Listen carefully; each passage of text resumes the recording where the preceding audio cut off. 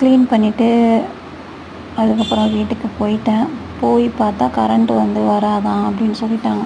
அதுக்கு நைட் ஆயிரும் அப்படின்ட்டாங்க. அப்படியே என் மகளை கூட்டிகிட்டு பாலெல்லாம் காய்ச்சிட்டு அசர் தொலையும் தொலைஞ்சிட்டு அப்படியும் வண்டி எடுத்துக்கிட்டு போனேன். முதல்ல நடந்து தான் போயிருந்தேன். அதுக்கப்புறம் வண்டி எடுத்துகிட்டு என் மகளையும் கூட்டிகிட்டு போயாச்சு ரிட்டர்ன் மறுபடியும்.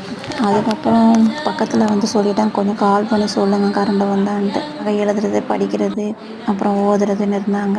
திருப்பி நேரத்தில் ஓதி பற்றியும் பொருத்தி வச்சுட்டு தொழுதுட்டு அப்புறம் கொண்டு போன ஸ்நாக்ஸு காஃபி அதெல்லாம் பால் மட்டும் காய்ச்சி எடுத்துகிட்டு போனேன். காஃபி தூள் பாக்கெட்டு அதுக்கப்புறம் ஸ்நாக்ஸ் எல்லாம் வாங்கிட்டு போனேன்னா அதெல்லாம் வச்சு சாப்பிட்டுட்டு வந்தோம். அல்ஹம்துலில்லாஹ். எங்கள் அம்மாவுமே கீழே வந்துட்டாங்க, அக்காவுமே கீழே உட்காந்து பேசிகிட்டு இருந்தாங்க எல்லாம் வெளியில்.